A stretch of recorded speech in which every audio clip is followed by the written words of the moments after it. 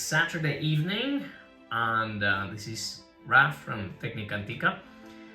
What a weird video to do on a Saturday evening, since I don't have anything better to do than to talk to you about actually vocal technique without maybe singing a single note or talking about vocal technique itself. So today we're gonna talk about several psychological factors that are gonna influence your singing.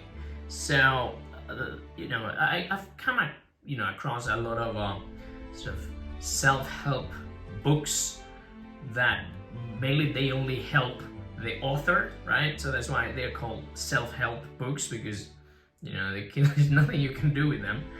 But actually I've been reading a little bit for a while now, and watching some content, really good content on the internet.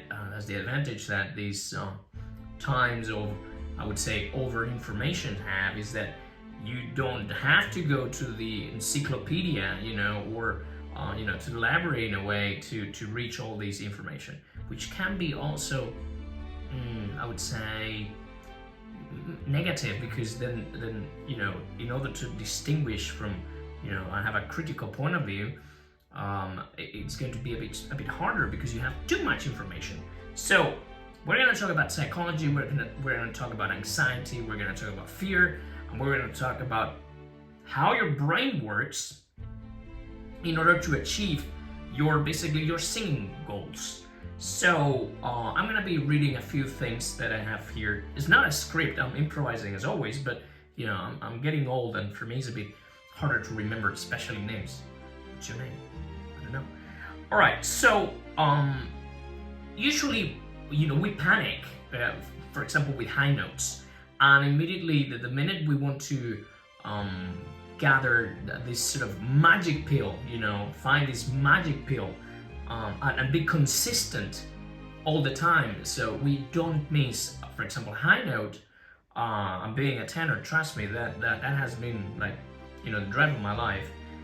The first thing that comes to my mind is this wonderful quote by Aldous Huxley. For some of you who might not know, this guy was a writer, was a psychologist, was a kind of philosopher, was a thinker. Okay, so he has this marvelous quote that says, "Consistency is contrary to nature, contrary to life. The only completely consistent people are dead." I mean, I couldn't agree more about that, and I think I shared that anecdote about me with a very consistent singer called Hun, who was a Korean tenor back in the day at the Guildhall, where he came like a thunder into a practice room where I was attempting to sing whatever, I don't remember, and he said, Rafael, right? Yeah, when you sing high C, you open us or close us. And I was puzzled. Obviously, I was puzzled because I couldn't really understand what was the connection between him hitting a high note and opening his rear. But the thing is that he was very consistent. I mean, he was very accurate, and it worked for him in a consistent way. Although to this day, I really don't know the relationship between one thing and the other. And this comes to basically second nature and sort of a muscle memory and the concept of neuroplasticity. This is going to be quite important to debunk this magic pill business. So, for example, we have Bertrand Russell, who is a philosopher, that says, the whole problem with the world is that fools and fanatics are always so certain of themselves, and wiser people so full of doubts. And why is this? Because usually highly proficiency people, let's say experts, rely a lot on what we call the known unknown. Basically, things you know how to do, but you forget how to do them. They are embedded. Yeah. So I always say this. If you watch, for example, Mark Manson, that wonderful book, The Subtle Art of Not Giving a Fuck. he divides quadrants in sense of, we have the known, and that would be like an amateur saying, oh, I'm so good, look what I can do. And then an expert that has a lot of what we know unknown known, in which everything is sort of a motor, sort of cognitive memory, right? That they basically give it for like certain. It's like, oh yeah, I'm not doing really anything. Is this really anything? Is this relevant? And most of the people say, yeah, dude, only 10% of the world's population are able to do that. So this is embedded in themselves. So they consider that there is a lot of things missing out there. So many things they cannot do. Now, when we talk about, for example, high notes, right? And we panic, or vocal technique, I always tell my students something that McRae shared with me back in the day, but to be honest, now I'm going to enforce it with, thinkers and philosophers. Do not over practice. You remember that video I made about warming up? Well, this is exactly the same. We think that effort and reward are linear. So the more effort we invest, the more reward we're gonna get, and that is a myth. So we'll go there a bit later. Not too late. I don't want to make this too long. But basically, we have a rewarding mechanism in our brain which controls serotonin and dopamine. Dopamine is pleasure, and serotonin is action. So when we put effort into an activity, we expect the brain to actually reward ourselves because you learned something new. Now, if we link this with sort of what we call neuroplasticity, what happens that every time you learn something, let's say you manage to sing that high C in La Boheme one way because somebody took the ace of spades, a trick up his or her sleeve, and it worked, and it works maybe for a day or 2 or 3 days, and you say, oh yeah, it's cool, it works. That's the magic pill. What has happened is that your brain has changed in chemistry, serotonin, dopamine, in structure, it's like neurons moving around, and basically in function. But, and this is the big but, yeah, sounded awkward. That, however, is that those instant results do not mean that if you don't sort of invest on it over time, Jesus, I'm getting enthusiastic. So if you don't invest on that over time, that sort of memory is not going to be imprinted. So, bye-bye magic pill. So, and this links to the next subject point topic. Magic pill and anxiety. Anxiety because of expectations. You out there, whenever you sing, you have to fulfill everybody's expectations, but especially your expectations. And those ghosts, I'm not gonna go, into psychoanalysis here, but your daddy issues out there. You have so many expectations to fulfill that if you go all positive, those expectations are gonna be even higher.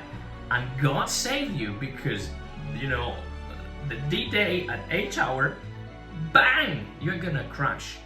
So please lower your expectations and work on that sort of neuroplasticity. And you learn something, you embed it, and then you continue little by little. Do not overdo it, because again, that linear effort and success matrix is gonna fall down on you. Once again, I don't know if you've ever heard about this Navy SEAL training. Always this brutal training with a lot of controversy and criticism. In the Navy SEALs, there is one sort of test that is called drown proofing. So basically what they do is these big dudes, they tie your hands and your feet, and they basically throw you in a 9-foot sort of pool, and you drown. So this is the deal. from what I've gathered and read, is like everybody fails the first time. Why? Because they panic. You know, so they divide these two groups. You know, these guys, from what I remember, is that you have floaters and you have drowners. So what you want to be is sort of a passive floater, and that sounds terrible. And my student Peter is gonna make so many memes out of me because of that.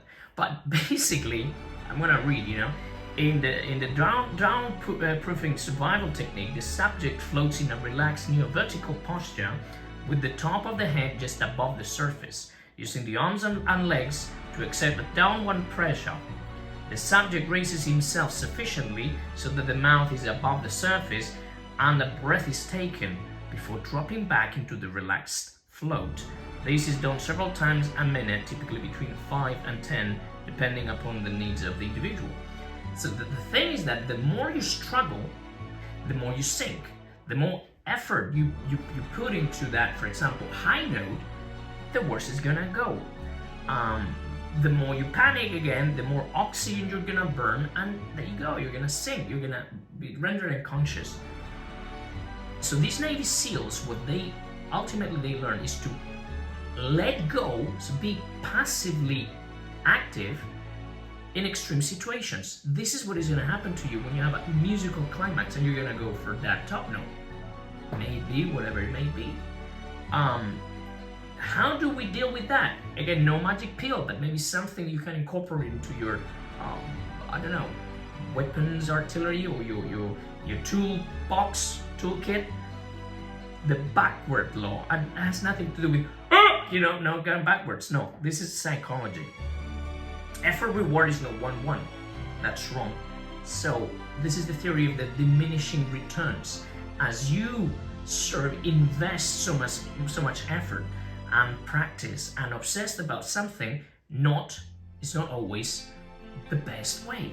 So we have sort of an inverted curve. So the more effort you put into it doesn't mean that it's gonna go well. Actually, it can turn, it can become worse. So once again, this guy Aldous Huxley, the first quote I told you at the beginning of the video, he nails it. So you have to be cognitive, and you should be, if you will, aware of those changes, so you can choose for yourself what is the best tool, and implement it gradually, and be sort of conscious about that unconscious process. Maybe this is all trash and you're saying, oh, I'm more confused now than I was at the beginning. But now maybe you might understand why I always strive for, don't do too much. All this support business and stuff is simpler than what you think. So I'll finish this video with two quotes, but this Huxley was, really cracked. It's like, the harder we try with the conscious will, the harder we try with the conscious will to do something, the less we shall succeed. And proficiency and the results of proficiency come only to those who have learned the paradoxical art of doing and not doing, or combining relaxation with activity, of letting go as a person in order that the immanent and transcendent unknown quantity may take hold.